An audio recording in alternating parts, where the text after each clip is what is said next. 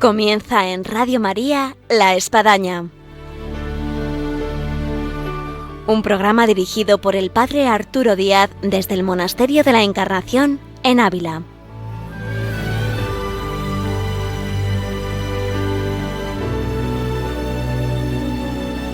Hola, muy buenos días, bienvenidos a La Espadaña, les habla el Padre Arturo Díaz. Hoy nosotros en La Espadaña vamos a ver con el Padre Rafael Pascual Elías, que nos acompaña aquí en el Monasterio de la Encarnación, la vida de un carmelita y la figura, como no, de San Juan de la Cruz. Además vamos a poder hablar de un libro que el Padre Rafael acaba de publicar y que es acerca de la noche oscura de San Juan de la Cruz. Así que pues vamos a adentrarnos en este mundo maravilloso, en este caso de los carmelitas descalzos. Y como siempre vamos a tener en nuestra sección la vida y obras de Santa Teresa. Bienvenidos a La Espadaña y ahora comenzamos.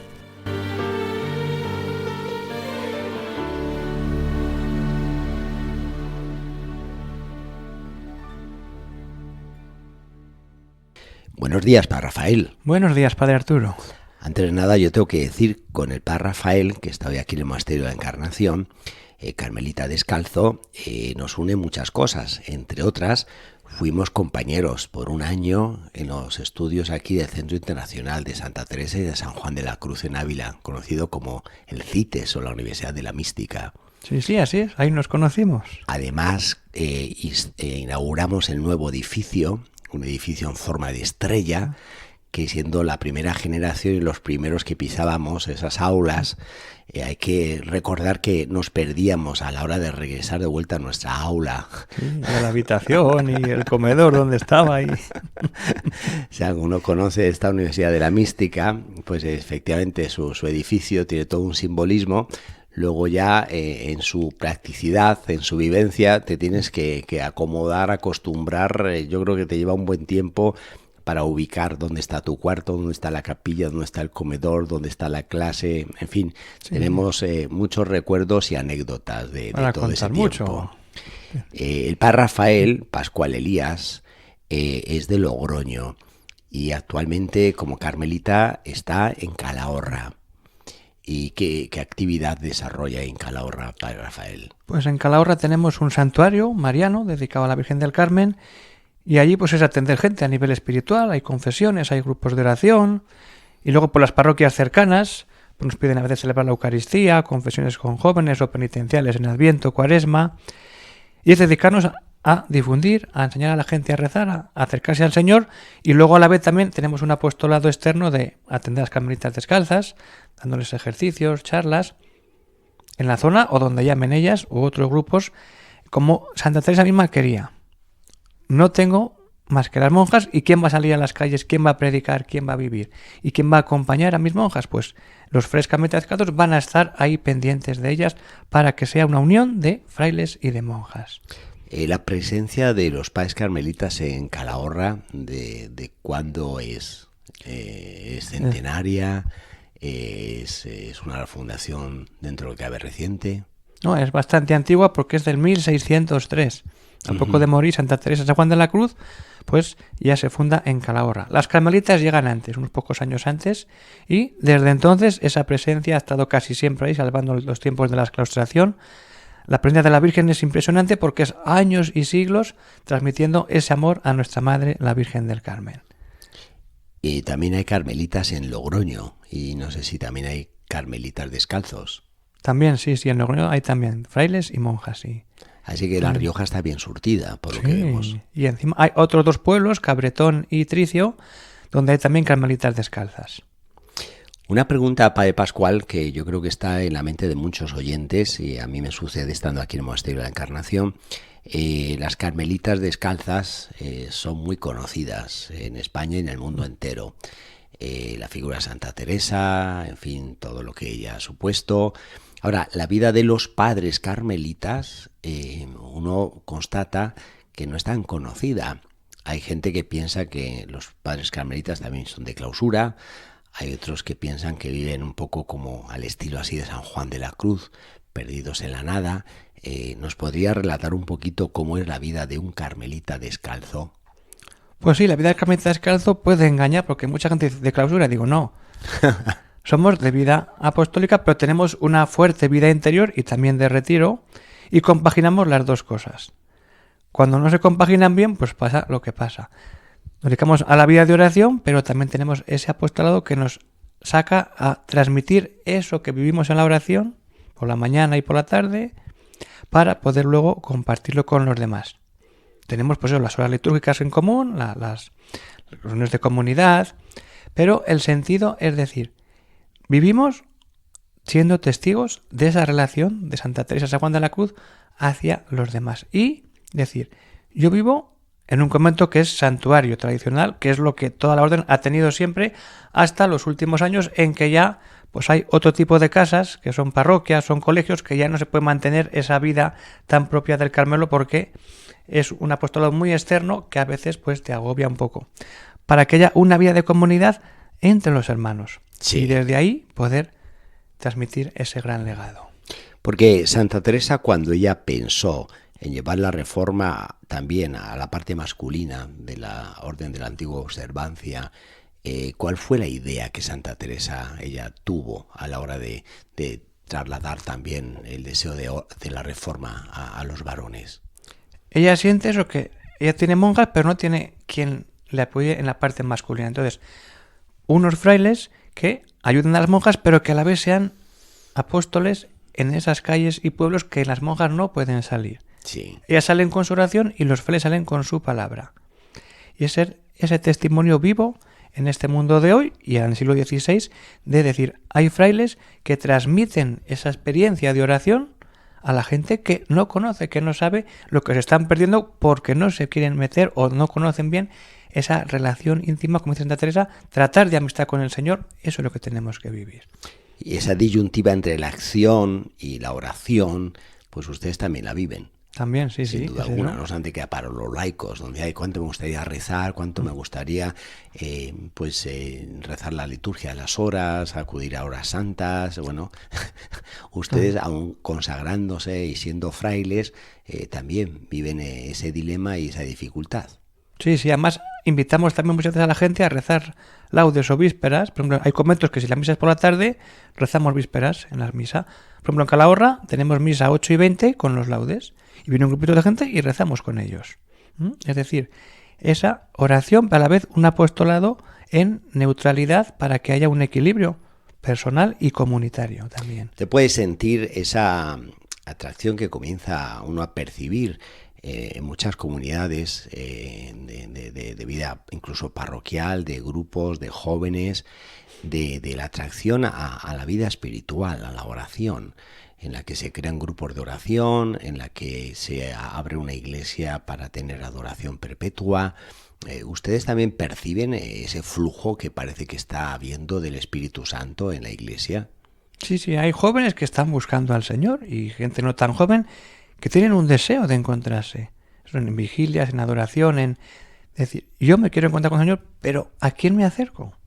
Sí. Me toca hablar con muchos chicos, es que sí, yo quiero, pero voy con mi párroco que está siempre con jaleos, o quiero encontrarme, quiero confesarme y el confesionario está vacío.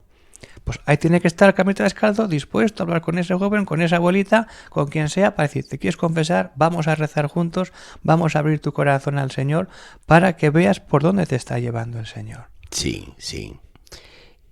La figura de San Juan de la Cruz es el prototipo de Carmelita descalzo.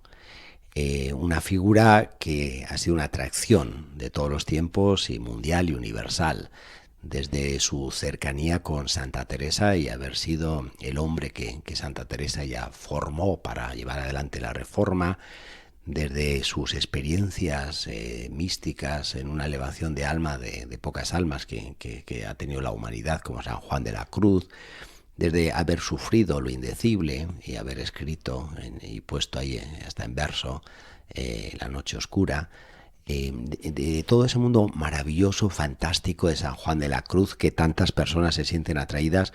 En el caso del Padre Rafael, ¿qué es lo que más le atrae de San Juan de la Cruz? A mí lo que me atrae es que es un hombre lleno de Dios. Y cuando leo sus escritos o lees alguna biografía, te das cuenta que él se deja llevar por el Señor. Que él tiene un proyecto, pero el Señor tiene otro. Él quería ser cartujo porque no le llenaba la vida al Carmelo y viene una monja, que es la Madre Teresa de Jesús, y le cambia, y le dice, Dios te está llamando a esta realidad. Si yo quiero hacer un plan y descubro que hay otro, me cambia. A mí me pasó parecido. Yo tenía mi vocación sacerdotal en el Seminario Diocesano de Logroño y al contactar con carmelitas veo que sí. Pero yo internamente decía, yo no quiero. Pero en la oración veía que el Señor me decía que sí. ¿Y a qué edad se dio eso? Pues el segundo año de estar en el seminario, o sea, en torno a los 20 años, siento eso, que el Señor me pide algo, lo veo en la oración, pero mi yo me decía que no. Y al final... ¿Y antes Laura, de eso sí, no había habido contacto con los padres carmelitas? no, en Logroño tenemos convento y parroquia, pero pues es una parroquia cuando me tocaba algún funeral, pero sin más. Ya. Pues como Dios actúa. Actúa como quiere.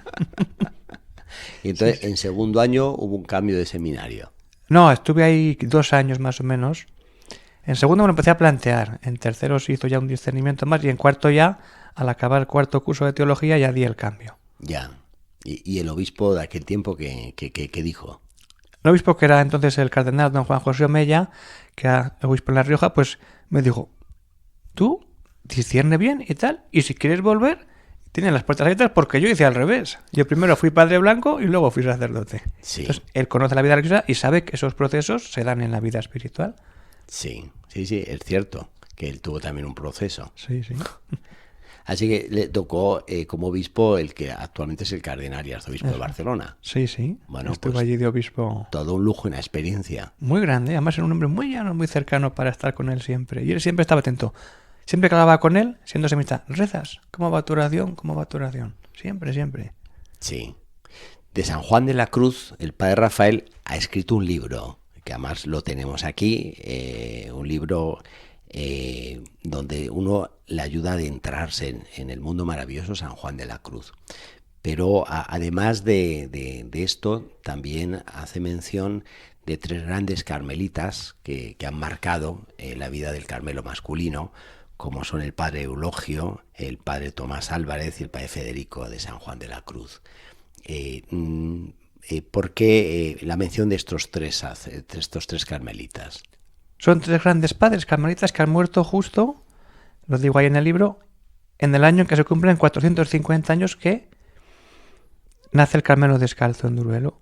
Y entonces tenía mucha relación sobre todo con los 2 primeros, con el padre Eulogio y el padre Tomás, que fueron los que me pusieron la casulla el día de la ordenación en Burgos, porque había trabajado con ellos. Los escritos de San Juan de la Cruz y de Santa Teresa.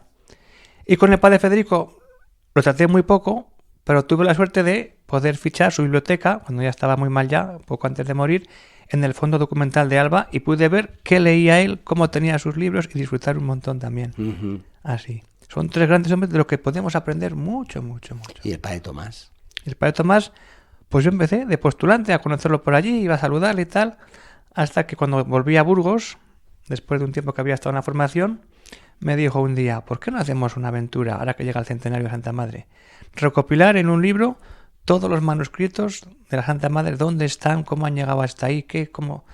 Digo, ¿pero qué es esto? Y dice, sí, lo vamos a hacer. Si me ayudas, lo hacemos. Y ahí salió otro libro que preparamos entre los 2. ¿Cómo se llama el libro?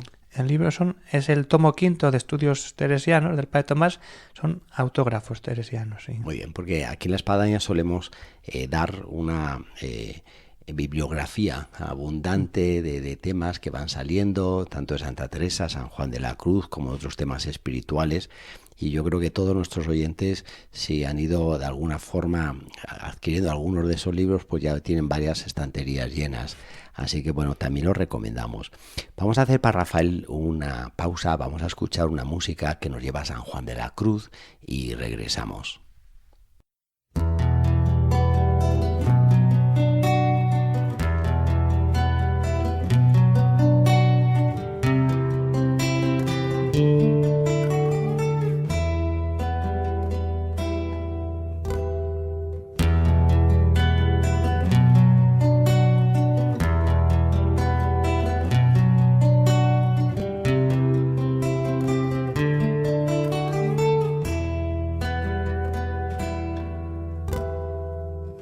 Una noche oscura, con ansias en amores inflamada, dichosa aventura, salí sin ser notada, estando ya mi casa sosegada. Estando ya mi casa sosegada, a oscuras y segura, por la secreta escala disfrazada. Oh dichosa aventura, a oscuras y encelada, estando ya mi casa sosegada. Estando ya mi casa sosegada. En la noche dichosa, en secreto que nadie me veía, y yo miraba cosa sin otra luz ni guía, sino la que en el corazón ardía, sino la que en el corazón ardía. Oh noche que guiaste, oh noche amable más que la alborada, noche que juntaste amado con amada, amada en el amado transformada, amada en el amado transformada.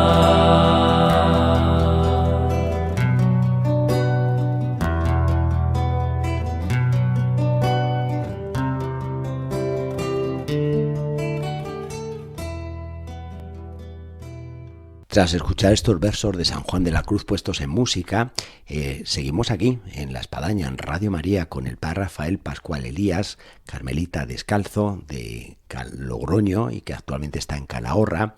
Y estábamos comentando, padre, del libro que ha escrito llamado Noche de Pasión, el comentario sobre la noche oscura de San Juan de la Cruz. Para aquellos que pues no conocen el libro y a lo mejor quisieran saber un poquito ¿qué ha pretendido con este libro y cómo ha surgido el hecho de poder escribir el libro, porque siempre hay una historia previa a comenzar a escribir un libro, cuál ha sido el objetivo que pretendía con este libro y qué le ha parecido después de que ya el libro es una realidad? Pues el libro iban a hacer, era un articulito, porque al morir el padre Eulogio en febrero del año pasado, pues digo, pues hay que dedicarle algo, padre Eulogio, porque había trabajado también con él en la edición de la Llama de Amor Viva, y este comentario pues lo tenía ya un poco más o menos trabajado. Y le digo, le va a dar un poco de cuerpo, lo voy a rematar bien, y lo publico dedicado a él. Y mientras estaba en esto, pues el padre Tomás, en el mes de julio, pues también nos deja. Digo, pues bueno, pues ya dedicaba a los dos, y ya le doy más cuerpo. Y cuando estaba ya pesado más para el libro, pues ya muere también el padre Federico Ruiz. Y entonces añadí textos de ellos en torno a la noche y luego mi relación personal con ellos tres. Uh-huh. Y luego ahí ya entra lo que es el sentido del comentario a la noche oscura, que algunos hermanos saben. San Juan de la Cruz comenta una parte de la noche oscura, esa parte de entrada en la noche oscura. Pero cuando llega a la plena noche, la segunda parte no la comenta.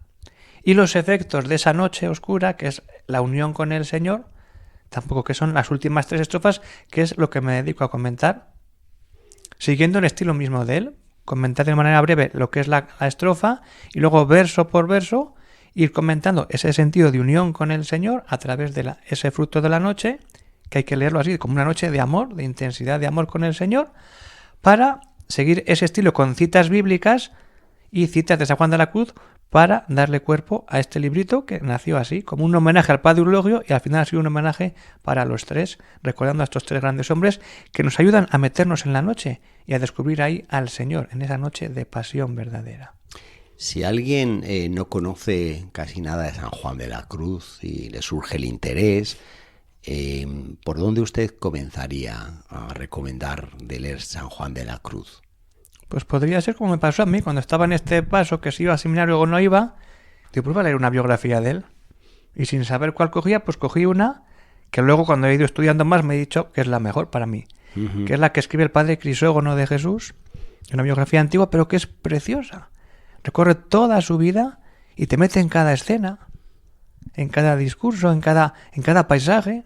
Ves, por ejemplo, Duruelo, recordando el año pasado, y ves la escena, las encinas, los montecillos, el hueco. Vas a Salamanca y te recrean las calles, los estudiantes que van a clase, que vuelven.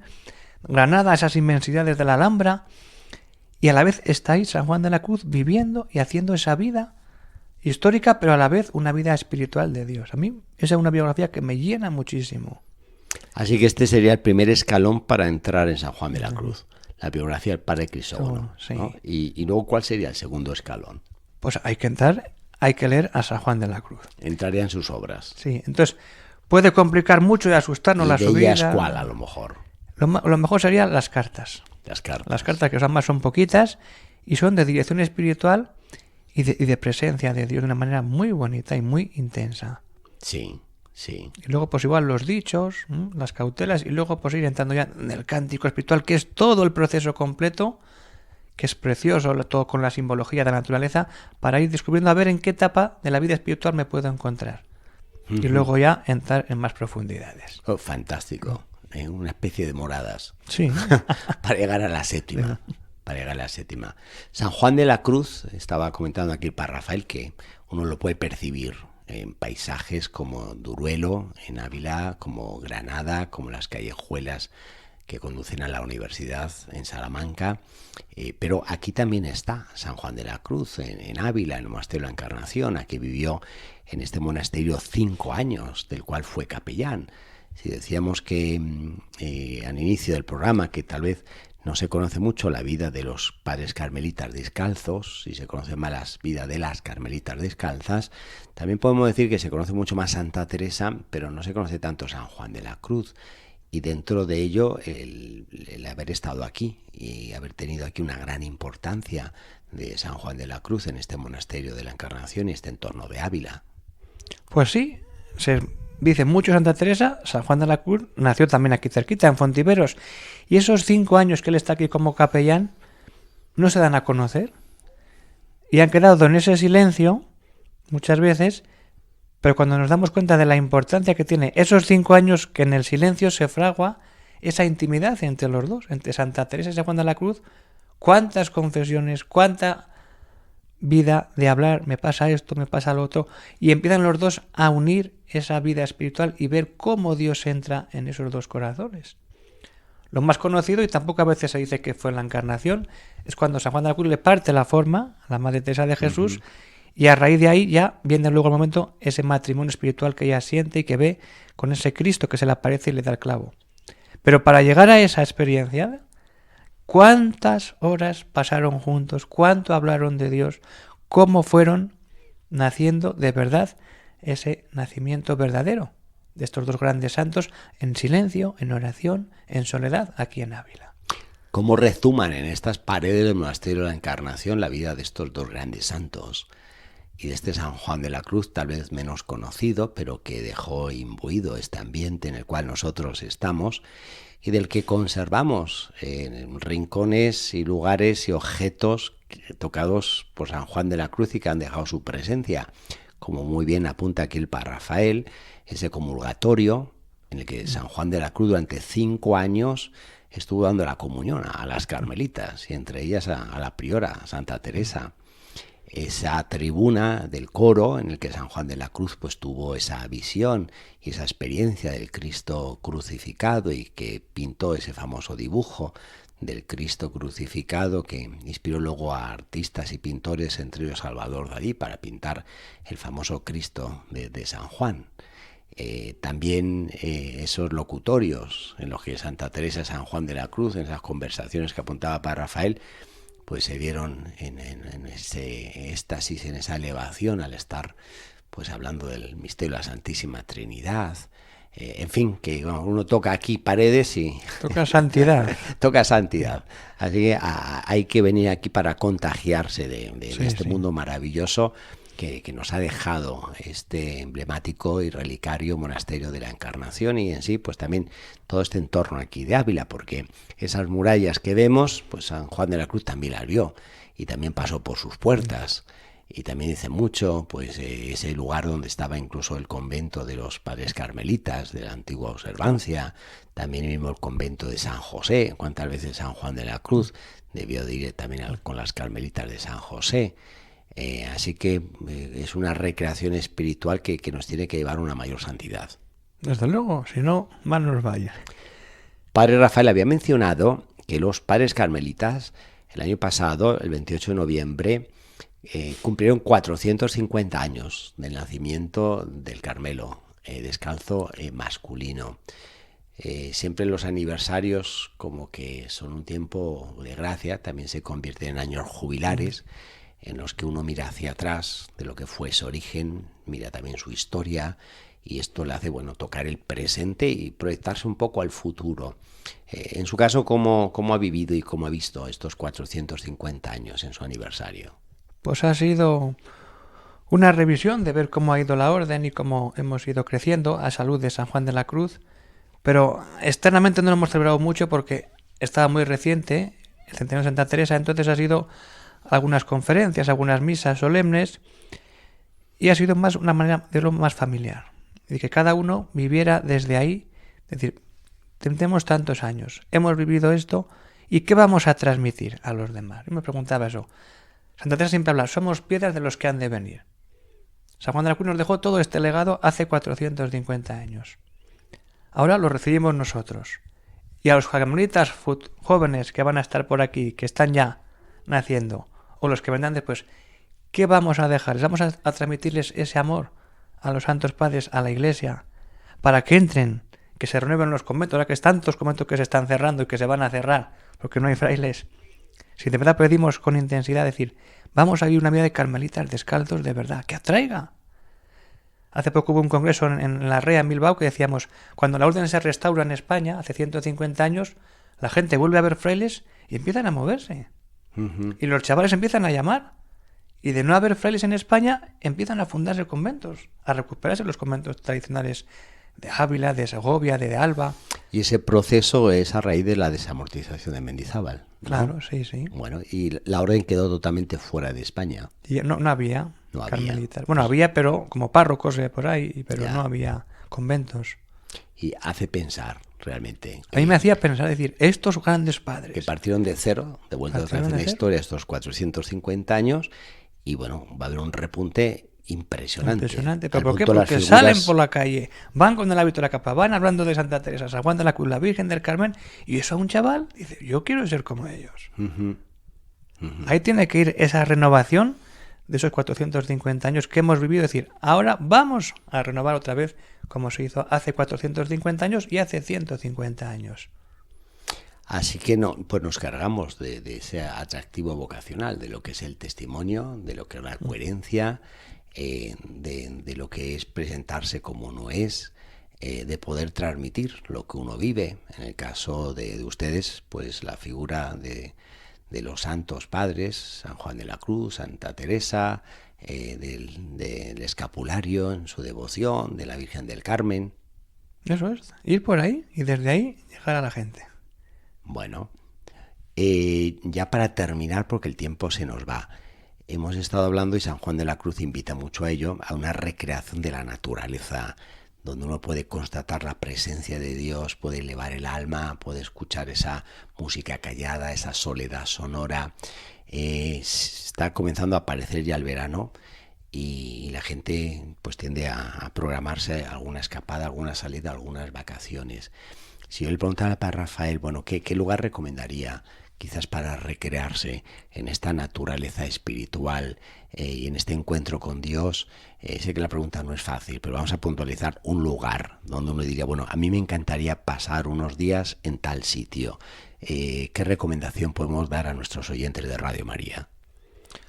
Pues poniéndonos ante San Juan de la Cruz, yo diría que venirnos a Ávila. En Ávila no nos van a caber ya tanta gente.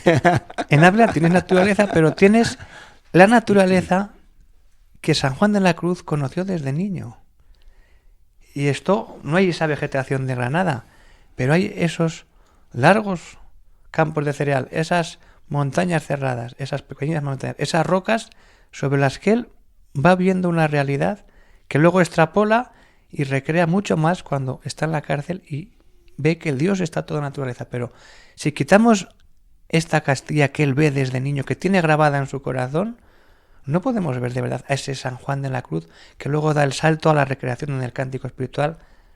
Hay que ver dónde ve él, qué ve, y viendo lo que veo él, ¿qué vamos a ver nosotros?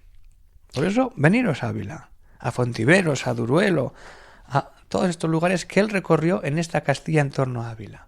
Y desde ahí podemos dar el salto a esa naturaleza total, que es el mismo Dios que nos la regala. Dejamos aquí la invitación del Padre Rafael de aprovechar este verano para venir a Ávila, así que ya les decimos desde ahora bienvenidos a todos los que quieran venir y recrearse en torno a estos paisajes naturales y místicos y poder revivir figuras como la de San Juan de la Cruz.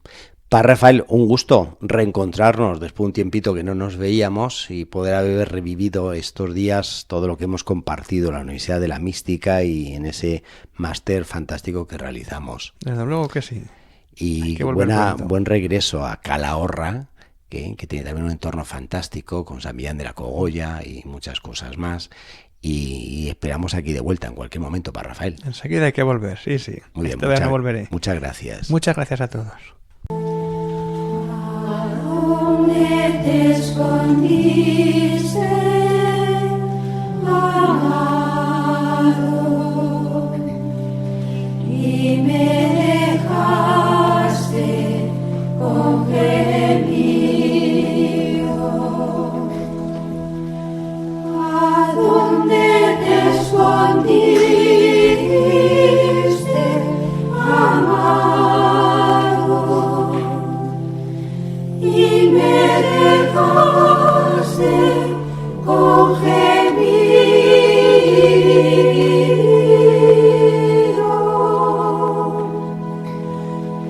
como el cielo huiste, habiéndome herido,